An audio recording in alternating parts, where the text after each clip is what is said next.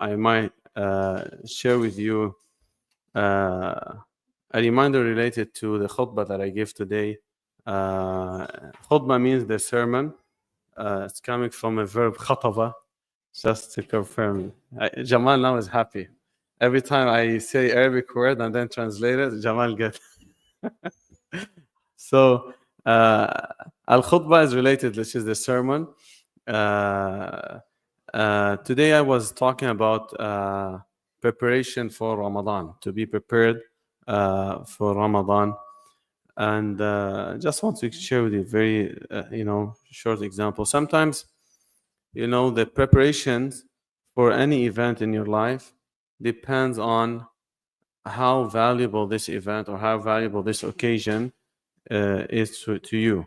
So how you evaluate that event, it reflects, your preparation. So if I ask you, for example, now, what is Ramadan for you? What is Ramadan? The month of Ramadan. What does the month of Ramadan represent for you? Can anyone share with me his answer? What is Ramadan? Huh?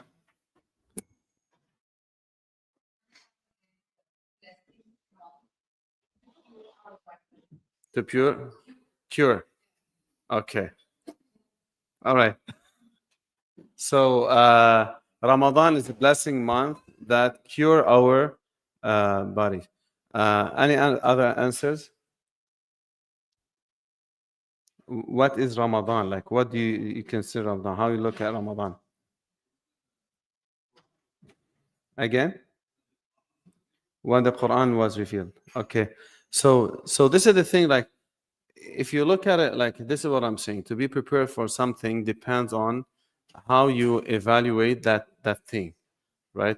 I'll give you an example. Let's say you lost your job and you have rental to pay, and you have car expenses, you have family expenses, and then you are invited for a job interview. How will be your preparation for this job interview? Will it be as normal, like normal interview, or it's gonna be something that you take it very, very serious, because this is like, this job interview uh, determine your future stability and your financial stability. What do you think? How would be your preparation for that job interview? I'm sure you're gonna be well prepared, right? Probably you won't sleep. Probably you get ready for this. You make sure you ask people, what do you think? You make sure you prepare your CV and all of these, because you know the value of that interview, right? It's not the same as if you already have a job and then you're having like part-time job, and it's not really that important. If you get it, alhamdulillah. If not, it's fine. So your preparation is not will be the same, right? So Ramadan, dear brothers and sister, it's for us is our pathway to Jannah. It's not only a month that, yes, it is a month where Allah subhanahu wa ta'ala has chosen to reveal the Quran. It is also part of the goals of the month is to cure our bodies, not only physical but also spiritual, from the spiritual disease and physical disease. But also it's our pathway to Jannah. So if you look at it from this perspective, your preparation is like Ramadan is our salvation. Ramadan is the way, the month through which we can enter literally Jannah and expiate our sins. So inshallah, my advice for all of you and myself as well is, we focus during these days on understanding the significance of Ramadan, understanding what is Ramadan, what Allah is expecting from us in Ramadan. It's not only to starve ourselves and be hungry and stop, from eating and drinking. It's way, the goals of Ramadan way more than all of these. So inshallah, I would suggest, inshallah, try your best to follow up our social media. We have a lot of lectures are happening this month, in addition to the lectures with Islam 101 and also Friday Coffee Shaykh. We have additional, inshallah, lectures about Ramadan, about the goals of Ramadan, inshallah. Make sure to be well prepared so you can, inshallah, make the most of this month, inshallah ta'ala. All right, thank you so much, Sheikh Mohamad. Appreciate it. So let's go ahead and get started with questions. Again, open QA sessions. If you have questions, I'll walk around with the mic. Particularly, please take advantage that we're a few weeks away, 3 weeks away, right? Yes. Just about 21 days-ish away from the beginning of Ramadan, this blessed ninth month in the Islamic calendar. So again, you want to make sure you don't wait to the last minute to ask questions about Ramadan, fasting, the zakah, anything like that. Now would be a good time, inshallah. And again, as I bring around the mic, please make sure to just introduce yourself. Just your name. If you're new to Islam, how long it's been, please? Hello, my name is Ivan, and I've reverted several years ago, but I'm just going through my, I guess you say my destiny, my journey. But my question is, I've done Ramadan fasting for the last several years, but my question is, I would like to purge my body and remove all the toxins that are in the environment, in the food, etc. Is it okay just to have the morning, the dates in the morning and water all day just to purge, or do I need to supplement my body with other foods? You mean during the days of Ramadan? Yeah. Yeah, so fasting during the days of Ramadan starts from the dawn, the moment that the dawn enters, until the sun set. So this is the time where we are supposed to refrain from any type of eating or drinking or intimacy. So if anyone, let's say, take even one sip of water, one sip, intentionally, then his fasting is broken, and he has to make up that day that he missed. So yeah, Ramadan, fasting, it has prerequisites and has also conditions.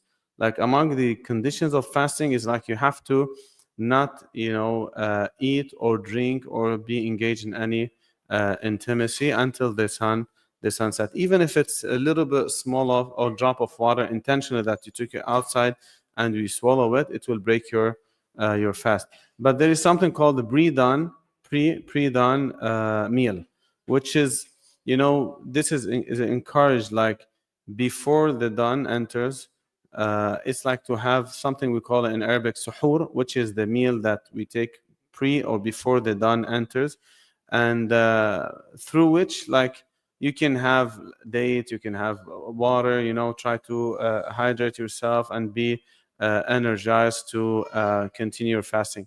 By the way, I was just in regard to this, this Thursday, inshallah, after Isha, 7:45, we are having a session with Dr. Aboud, Dr. Aboud, his name Dr. Aboud.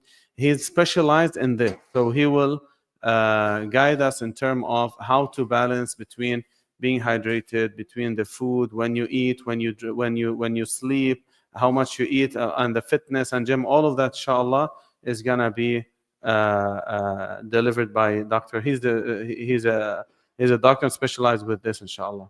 Oh, wonderful. Yeah, because I know that there's been outside of information regarding fasting. Everybody says, you can fast this, you can do this, do that way, but I want to make sure I stay aligned with. Yeah, alhamdulillah. So the moment adhan, or the moment the dawn enters, khalas means you need to stop from drinking and eating, inshallah.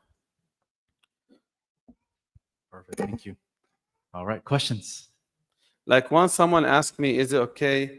He told me, is that okay? I will ask you this question and then you will get me the answer.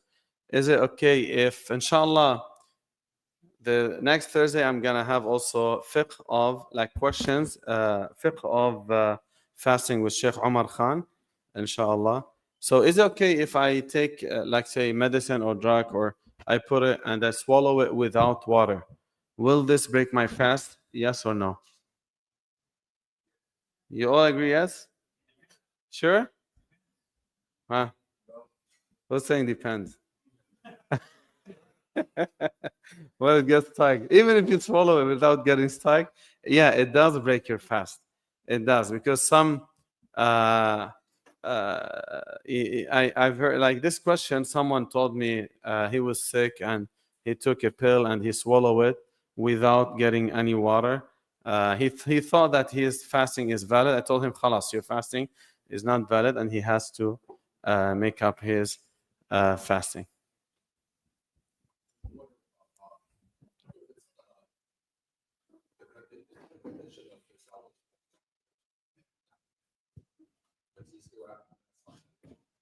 Again, if diabetic, no, if any person diabetic or have a permanent disease, okay, so the doctor told him that you cannot fast and fasting will harm you permanently, not like for a short while. He doesn't have to fast anymore, but he has to feed one needy person for every day he broke his fast. So for during the month of Ramadan, he has to feed for each day one person. I can inshallah share more information regarding if anyone has ransom or has to make up his days. I can inshallah give more guidance about that inshallah. Hi. Hi. My name is Karaoke. I've been a Muslim for a week. For a And- week. Yeah. MashaAllah.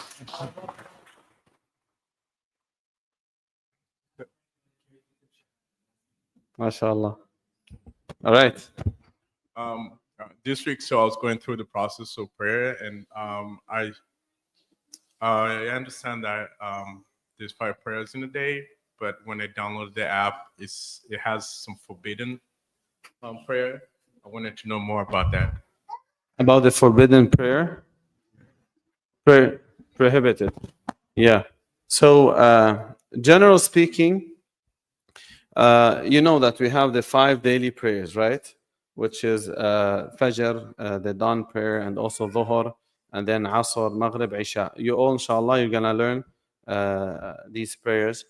So this is obligatory prayers, like we have to pray them, which is the dawn and the noon, and then evening, and when the sun set, and then Isha, which is the night prayer. These are the 5 daily prayers, the obligatory prayers. In addition to that, from permissibility perspective, we are allowed to pray throughout the day. So all of the day we are allowed to pray, except for 5 times that it is prohibited to pray during them. And it's very simple to understand these 5 times. It's related to if you understand from this perspective, inshallah, you will memorize them. It's related to the sun movement. So, before Islam or during the time of Islam, there used to be polytheists. There used to be people who worship the stars movement. So among the stars, the sun. They used to worship the sun. So they used to pray when the sun rises, when the sun in its zenith, and when the sun set. So at the time when the sun rises, it's forbidden to pray. So this is the first time. When the sun starts moving, then khalas, you are allowed to pray. As I mentioned, any prayer you want. When the sun reaches the zenith, like just in the middle of the sky, it is prohibited to pray as well, because the sun worshipper, they used to worship when the sun in the middle of the sky, and when the sun set, this also a prohibited time to pray. So when the sun rise, sun in the middle, sun set. This is 3 times. Additionally, there is 2 times that it is they are prohibited to pray after you pray Fajr, the dawn prayer. After you pray the dawn prayer, let's say you prayed at 6 o'clock, for example, dawn prayer. Then here it is not recommended, it is prohibited to pray anything until the sun rises, and then you wait a little bit, and then you are allowed to pray. And the second one is after Asr prayer. After Asr prayer, like when you pray Asr, it is disliked to pray after the Asr. Is it clear? Yeah. Yes. So this is the 5 times. Did you all memorize them? What are the 3 times? When the sun rise, in the middle, and set, and then there's 2 more times after Fajr and after Asr. But these these times are not including obligatory prayers. So, for example, you are sleeping, you woke up, you find yourself that, oh, I didn't pray Asr. I did not pray Asr time. And then the sun is about to set. Are you allowed to pray? Yes, you are allowed. So all of the obligatory prayers are excluded from this prohibition. What is prohibited is any extra prayers. Let's say, you want to pray extra prayers during these times are prohibited. Clear, inshallah? Clear? طيب, alhamdulillah. I see some questions. Again, we want to give preference to our brothers and sisters that are new to Islam or on the journey, and then we'll move over to our mentors and supporters. So Sister Melati, then Sister Brooklyn. Assalamu alaikum warahmatullahi wabarakatuh. Wa alaikum salam wa rahmatullah. It's nice to see you again, Sheikh Mohamad. Jazakallah khair. Okay, my name is Sister Melati. So this question is regards to my client and my friend. So I have a client who's a practicing Muslim, alhamdulillah. I am her caregiver. And she's not able to fast because of her disability and her health condition. So according to her, she said, okay, I have to feed a needy and poor Muslim to make up my days I cannot fast. And that is like 2 meals per day for each day that she's not able to fast, correct? So instead of making a meal for me, because she can't cook, I cook for her, subhanAllah, she gets me groceries. So the groceries is enough to make 2 meals for myself, a breakfast and a dinner. Then she said, wait a minute, before Ramadan, we have to tell our other friend who's not able to fast too because of a health condition, that she has to not only feed a poor and needy Muslimah, like myself, but she also has to pay the fidya. Please explain to me what is the fidya. It's like a sum of money she has to pay, and this is before the Ramadan. No, so the fidya in Arabic means ransom. So so if anyone misses or he was sick, for example, or permanent disease that he cannot fast, so he has to feed for every day he fasts one person. The scholars has differences of opinions when it comes to how to feed. Okay, how to feed. Majority of scholars, they prefer the food to be given raw food, not cooked food. A lot of scholars, they prefer this, and they measured the amount of food that you need to give according to the customs of every time and every place. So at the time of the Prophet Muhammad, it used to be calculated. They used to calculate it nisf sa'. Nisf sa' is like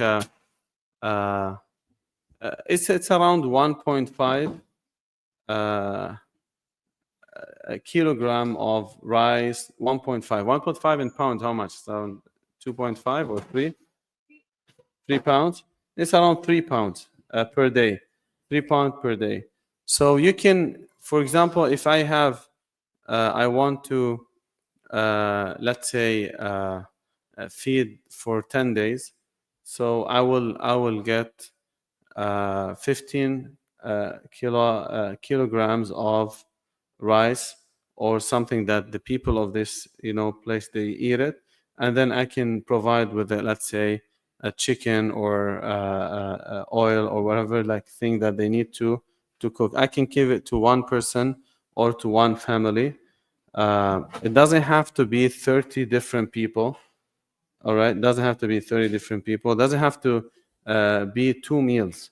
2 meals. The measurement according to the Prophet Muhammad ﷺ was one, nisf sa', which is around 1.5 or kilo and 500 grams.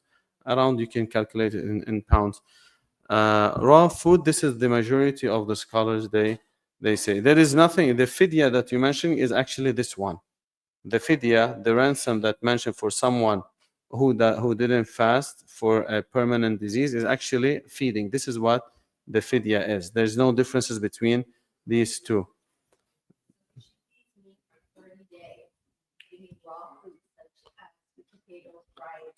So yeah, so I think if we have the personal relationship between you and her, and she gave you this money to get food, I think as like individual like that, as it's like she assigned you to buy the food for yourself, I think that it's work if you only use them for the food. I think inshallah it's fine, because there's yeah, I think in this sense, like if he gives you, just keep this money to for the food, then it's enough inshallah. It's enough. But uh, this is another thing. Like if you want to, I don't want to go into details so you don't get worried. But let us take it like this, inshallah.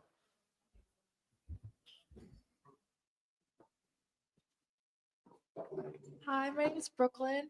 I'm saying my Shahada today, so I'm not Muslim yet, but So today you're gonna say your shahada. yes, after prayer. MashaAllah. Alhamdulillah. Is it during fasting is only eating and drinking breaking the fast? Because I have a fainting disorder, so is fainting also like, does that mean that I have to make up the day, or is it just as long as I don't eat or drink? Fainting, you said. Fainting, if it become like too long, it does break the fast. If it's like for how, if like, is it like how long do you faint? You know, depends. But I would suggest before you fast to ask your doctor. It's better to ask your doctor. Don't, you know, in Islam, Allah doesn't want us to burden ourselves with things, you know, above our capability. So your intention to fast is there, right?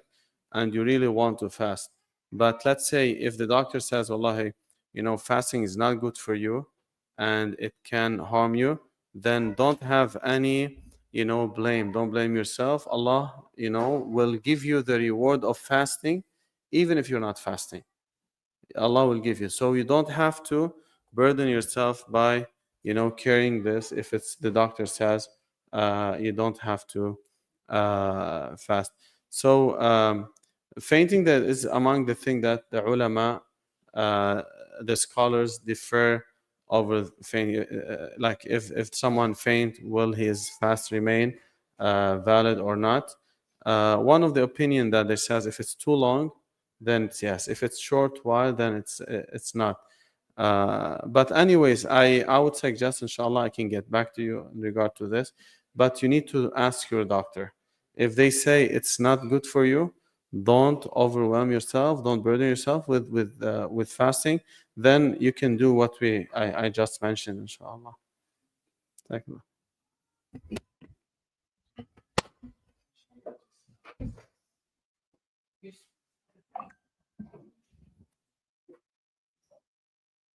Assalamu alaikum. Alaikum salam wa rahmatullah. I was just wondering, do you guys have any like verses or anything to like, since Ramadan's coming out, to like keep you motivated on like not eating and stuff? If we have what again? Like any verses or like anything to like help you like to not eat or like to not crave anything during the day? No, we don't have, right?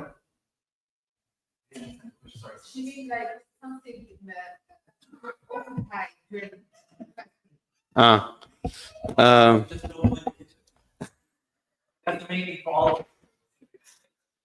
don't go to the kitchen. One of them. If you have a friend, like I have someone named Jamal, always keep reminding me of biryani. Stay away from him from month of Ramadan. This guy. but I would suggest, you know, attend our Thursday session. This will be part of the talk. But you know, sometimes, look, I will just guide you in from spiritual perspective, and also like pre-dawn meal. Pre-dawn meal is very important. It's very important. Like me myself, like if I don't take suhoor one day, I suffer the entire day. So pre-dawn, it's like you check what time the dawn enters, and you are allowed to eat and drink until the dawn enters. So try to delay your this meal as much as you can, so you can drink more, you can be hydrated. Dates are among the you know the food that it really keeps you energized during the fasting day, inshallah. So make sure, inshallah, like to have this. Another thing I always love to give this example. If I tell you, for example, will you fast, or will you stop eating and drinking for 1 week without eating and drinking? I know, let's say we asked doctors and they said you can stay alive. Will you do it? Maybe you know, right? All of us know. طيب. Now look, the following question. If I open the door, I keep you in this room, and I open the door and say, hey, what's your name? Celeste. Celeste. If I tell you, hey, sister, look, behind this door there is $10 million. $10 million. This money is actually for you if you fast and you don't eat and drink for 1 week. Will you guys do it? $10 million. I open the door and let you see the $10 million outside, and see the only what stop you from taking it is to fast 1 week. Will you fast or not? I'm the first one I'll fast. So, and then no, you'll be fasting and happy, and every time you get hungry, you say it's fine. The reward is there. Inshallah, the first Ferrari, I'm gonna take it. Inshallah, after 8 days, like you start. So sometimes one of the things that helps us is to think of the reward. To think of the reward is, mentally so powerful to help you to stop something. Like always you want to fast and then think of, that's why at the beginning of the session, I mentioned to focus now on the significance of Ramadan. Significance, subhanAllah, when we understand like the reward that we'll get from Ramadan, and what Allah has prepared for us from fasting the month of Ramadan. And you know that all of your suffers, all of your struggling, Allah will not gonna waste it. Allah is like the fasting is among the act of worship that Allah did not reveal its reward. Allah didn't reveal its reward. He said, fasting, the reward of fasting is kept, with Allah, and you will only see the reward of your fasting is when you meet Allah. It will be exposed to you. So when you think of it like that, this will, help you to sustain and to stay strong, inshallah. In addition to that, is try, to stay away from things that exhaust you, like, giving blood, for example, or doing any extra thing that you don't need to do it. Regulate your sleeping time. This is among the things that, inshallah, I can help, inshallah. Jazakallah khair. And for me, it's just not going in the kitchen. Yeah. It's too tempting, man. It's too tempting. But again, it's a good plug. Remember, this coming Sunday for our Islam 101 class is our pre-Ramadan workshop for our new Muslim family. So Shaykh Mohamad, along with Shaykh Tariq, double header is going to be amazing. This coming Sunday, as you know, every Sunday we have our new Muslim Islam 101 class. And this session is going to be a preparation for Ramadan, right? Particularly for our new Muslim brothers and sisters, and of course, those that are on the journey to learn more about Islam. So make sure when you guys come on Sunday, you also have your questions as well. But remember, from now till the beginning of Ramadan, it's about 3 weeks. You're going to see lots of different workshops, not only here, but other mosques as well. Don't get overwhelmed, but just make sure that you have a plan and a schedule where you are taking this information and you are kind of doing your best to ask questions as well if you don't understand. And it's perfectly fine. That's why we have these sessions, so you can ask those questions. Yeah. Excellent. Sister Yuki, I'm so sorry.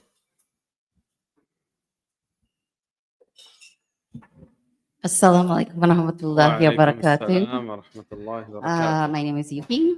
And so this is actually not a question. I just wanted to, let people know. I know with the different medical pain condition is different for other people, different people, and their bodies react differently. But I'm a type 2 diabetic. I've fasted last 2 years since I became Muslim. It was perfectly fine. And the clinical research shows that the type 2 diabetic, it's actually beneficial for us to fast, as far as the regulation of the insulin and the sugar level as well. Obviously, I'm not saying that the type 2 diabetics will just go ahead and fast. You do want to talk to your medical doctor to make sure that it will be okay for you, because you might need to have your medication dosage adjusted during the time of fasting. But I just want people to know that please don't be discouraged because you have diabetes. It is possible, and the research shows that. So just talk to the doctor. And my suggestion is to practice fasting now, so that you know how your body reacts. Inshallah. Thank you. Jazakallah khair. By the way, inshallah, maybe this is going to be in Islam 101. I'll talk about the insulin, inshallah. Just a reminder on that as well. This coming Thursday, we have the Sunnah fast, iftar. Yeah, so this is going to be the last Last one. during Sha'ban, inshallah. Perfect. So again, as you guys probably have been hearing, if you haven't, remember the Dawah New Muslim program. We have our IG page, but also the mosque itself, right? The handle is OC Muslim, because you want to make sure you are in touch with all the different programs that the mosque is doing as well, right? We're one component of the mosque, many different departments and programs. But on Thursdays, we'd like to collectively fast, if it's okay, from the Sunnah of the Prophet, peace be upon him. And then we have the iftar, the fast-breaking dinner here at the mosque as well. So you just have to register and then come and join us. If you can do it this Thursday, it's nice because it's us getting ready and preparing ourselves for Ramadan. So please try to keep that on your radar as well, if that's okay. Yes, I saw a hand, sorry. Or maybe Francisco? Sure. Oh, by the way, I'm so sorry. I should have said this in the beginning. We always like to translate our discussions from English into Spanish. So if anybody would like to hear it in Spanish, Brother Francisco was kind enough to translate with our kids here today, inshallah. Assalamu alaikum, Shaykh. Wa alaikum assalam. I got a question on behalf of my young friend Mohamad over there. He wants to know what happens to somebody if they're fasting and they die, like out of a natural cause during fast. What happens to that person? MashaAllah. Someone is fasting and he dies on why he's fasting. He will be resurrected fasting and he will break his fast at the day of judgment, inshallah, with, in Jannah, inshallah. It's a great reward. It's a great reward. Like one of the blessings that if someone dies while he's doing something good, he will be resurrected doing that good. Also, it is mentioned that if someone dies while he's doing, like say, Umrah, he went to Mecca to do Umrah or pilgrimage, also he will be resurrected on the days of judgment, also wearing the same cloth of Ihram, and he is doing the Talbiyah, which is the saying, Labbaik Allahumma labbaik, labbaik la sharika laka labbaik. This is the saying that we say, inshallah, when you all go to Hajj, inshallah. We're working on Umrah trip, inshallah, for the new Muslims, inshallah. So yeah, if someone dies while he's doing something good, it'll be, inshallah. This is a sign of a good intention or a good ending. Uthman radiallahu anh, the third caliphate after the Prophet Muhammad sallallahu alaihi wasallam, he died while he martyred actually, while he was fasting. And before he fasted, he saw in his dream the Prophet Muhammad and Abu Bakr and Umar. He saw them, three of them. Abu Bakr is the first caliphate after the Prophet, and Umar is the second, and then Uthman is the third. So he saw in his dream Abu Bakr and the Prophet and Umar. And they told him, or the Prophet told him in that dream, Sum ya Uthman, yani fast tomorrow, Uthman, you will break your fast with us tomorrow. It was like a good a dream he said. So he fasted that day, and he was killed while he was fasting, radiyallahu anhu. Yes. That's beautiful, man. We should always, right, Sheikh, we should always want and ask Allah for a beautiful ending, right? An ending that He is very pleased with. That's something that we should keep our tongues wet with, and asking Allah, the Creator, to always give us an ending that's at His service, serving Allah, and that He's pleased with. So it's a beautiful reminder. Man. Thank you so much. Before we take it from there, again, we want to give preference to our brothers and sisters that are new to Islam. Any questions from our new Muslim family? Okay, yeah. All right. Assalamu alaikum, Shaykh Mohamad. Walaikum salam. Subhanallah, last Sunday we were preparing the boxes here in the MBR, and we had those deep discussions, me, Francisco, and other brothers. One of the questions that was asked is, when we die, is it immediately we're going to the day of judgment? When we die, again, what? After we die, what's next? Is it day of judgment, Mhm. or there's kind of reward or punishment in the qabr? Yeah. And what can you, if there's reward, can you explain it more? And if there's the punishment, can you explain it more? Yeah, inshallah. Inshallah, after Ramadan, bi'idhnillah, we'll go into a very detailed journey, inshallah. Yeah. So after Ramadan, we're gonna have a detailed journey, inshallah, starting from our creation to the grave, to the resurrection day, to a tour in Jannah to see what's going on in Jannah, and then we'll end it with a tour in the hellfire. We ask Allah to protect us all from the hellfire. But overall, Brother Yahya, like life, we have, you can say, 3 phases in our life, or you can consider like 4 phases. The first phase is before we are created, and then we have our lifetime after we are created, and then we have after death, and then we have resurrection, the day of resurrection, or when the hour is established. So after we die, we will stay in a life is called barzakh. The barzakh life, which is like, barzakh is coming from the word like a barrier. Barzakh is the barrier. So that people are in different life. After someone dies, he will be in a different life that you don't have a deep knowledge about it, except for what the Prophet ﷺ has told us about. But this is the time a person will be waiting for the day of judgment. I did once a lecture here about the barzakh and the life of barzakh. Inshallah, I will repeat, inshallah, with the journey. There is one book for my father-in-law. It's a very beautiful book. It's called Life of Barzakh, for Dr. Mohamad Mustafa Jibari. It's a nice book. He collected the authentic hadith of the Prophet sallallahu alaihi wasallam. But anyways, this is like a specific life, special life we're not aware of. Will the person be rewarded? Yes.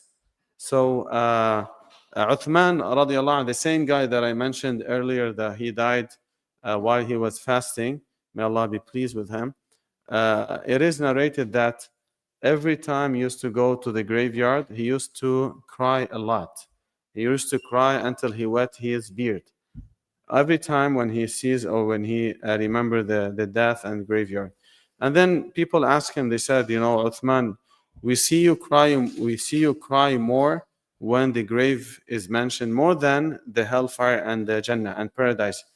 And then he said, because the grave and the death moment, this is the first level either for the adhab, for the punishment, or for the reward. So when a believer dies and then he's leaving, departing from this life, he's entering to where? To the life of barzakh. Allah subhanahu wa ta'ala, Allah the Almighty, will start giving the glad tidings, the good news for the believers from the moment they die. From the moment they die, just briefly, like when we die, at the moment of death, the angels will come to take our souls out of our bodies. And at that moment, either a person will receive the good news or will receive what? The bad news. The good news is that Allah will firm the believers by sending for them an angel. A lot of angels, according to the narrations of Prophet Muhammad sallallahu. These angels will fill up the entire horizon, and you only see angel in very nice looking. So you see them, you are pleased, you're happy. That's why, subhanallah, you see a lot of believers when they die, righteous people when they die laughing. They're laughing, and they get the good news, and then the soul will be taken out. So yes, the believers will be rewarded. From the moment they die, Allah will assure to remove their fear and to firm their heart and give them the glad tiding of their life in Barzakh as well. Barzakh means the life of after death. And then after that, there will be the day of resurrection.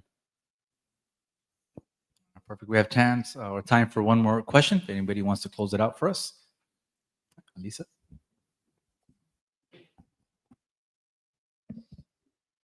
Assalamu alaikum. Wa alaikum assalam wa rahmatullah.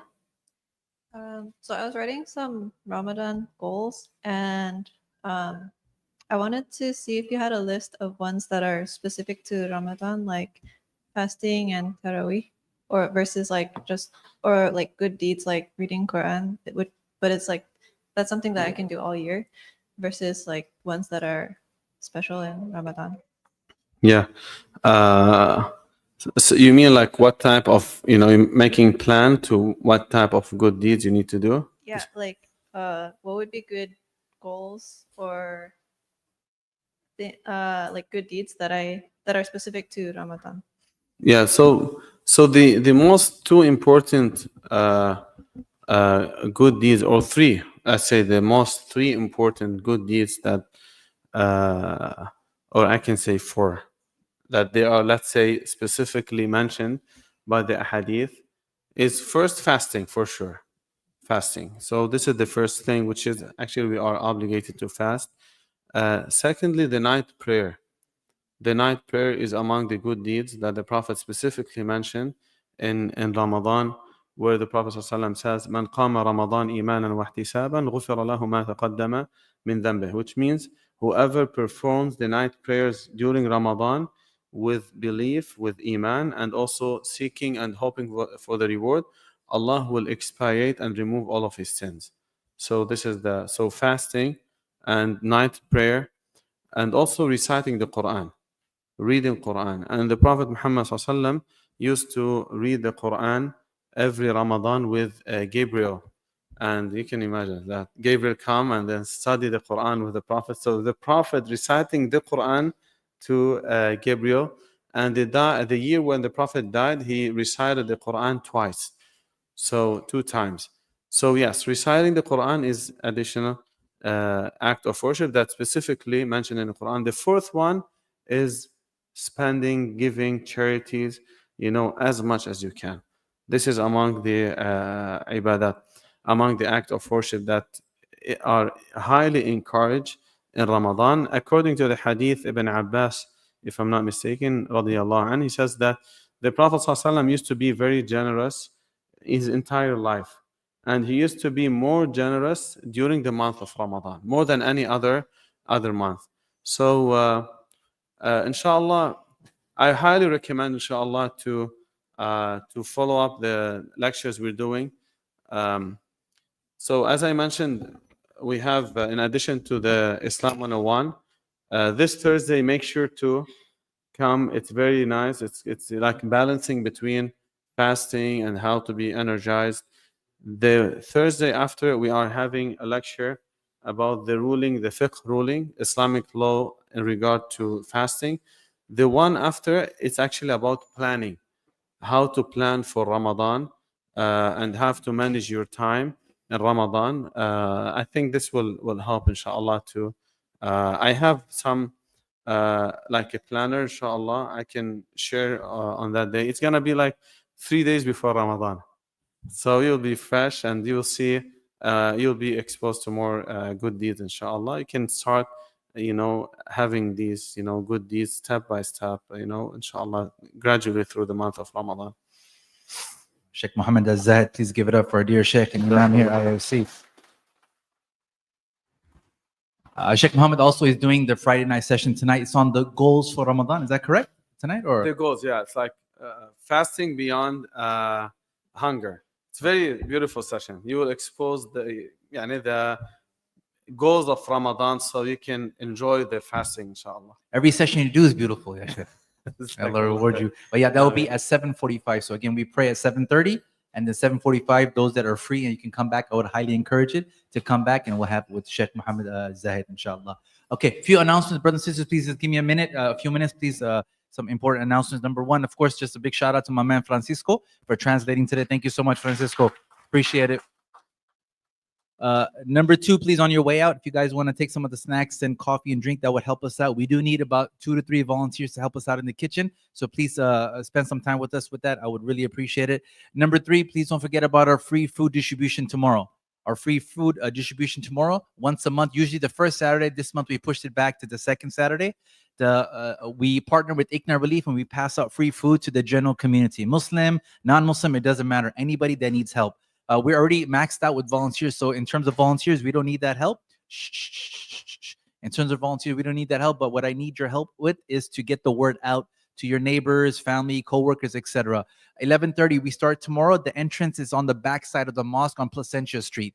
11:30 we start, but by then the line is already very long. So you want to try to get here at least 30 minutes before, if not sooner than that. But again, that's tomorrow, 11:30 in the morning. Number two, again, to my far right, today is our launch for Ramadan gift boxes. It's something very special to us in the New Muslim and Dawah program. And that is that we're hoping our community would purchase the gift boxes, but then in return, give it as a gift to your non-Muslim neighbors, co-workers, family members, etc. I will be very happy. I'll be very happy if we can sell out, completely like sold out today, right? So everybody, please do your best to at least purchase 1 or 2 gift boxes, if not more than that.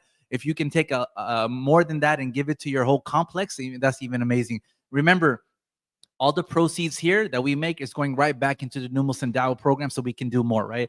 This is a way for us to sustain the funds for the expenses that we have, right? So please make sure to see Sister Maimuna. She's waiting for you. We're taking Venmo, Zelle, cash, all that good stuff, right? So please make sure to see that there as well.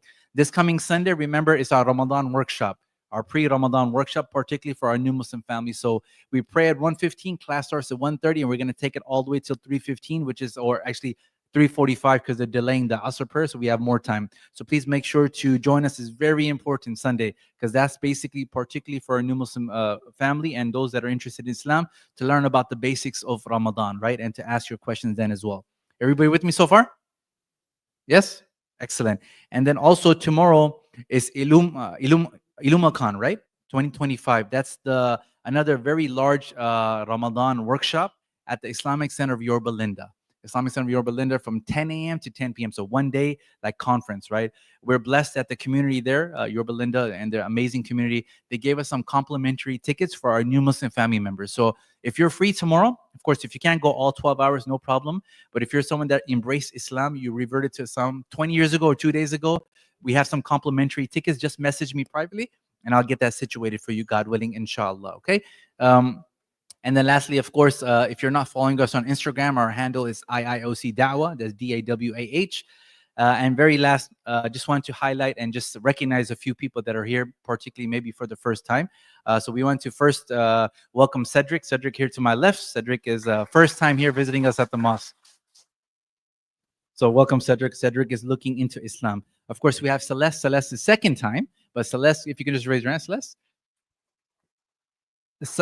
Celeste, of course, is the sister of our brother Armando who reverted to Islam. So this is really nice when family members come to learn more about Islam. So Armando, thank you so much for putting the invitation out for your sister to come.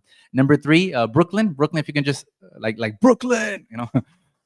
Brooklyn's first time here at the mosque is also, congratulations and welcome. Brooklyn, if I'm not mistaken, lived in Indonesia for about 6 months, right? Of course, Indonesia is the largest Muslim country populated by Muslims, and I'm assuming that influence really influenced you as well, right? So excellent, thank you so much. And then, of course, we're very blessed. Our own brother Edmund, and Edmund was kind enough to bring his co-worker, right? Jacob. Jacob is here for the first time learning about Islam as well. So if you can raise your hand. Excellent. Perfect. So with that, we will call it a session. But again, please, brothers and sisters, one way, there's a lot of different and noble causes out there that you can support, and they're amazing. But I think each and every one of you see the impact that this program, the Dawah New Muslim program, makes. And so on your way out, please make sure to visit Sister Maimuna, purchase some gift box. But again, all the proceeds are going back to support this program so that we can do more. We will need help just putting the tables away. Again, we keep the chairs, but the tables, we have racks on both sides. We just got to put those away, and we'll join everybody for prayer at 7:30. May Allah reward each and every one of you. Thank you all very much. Assalamu alaikum.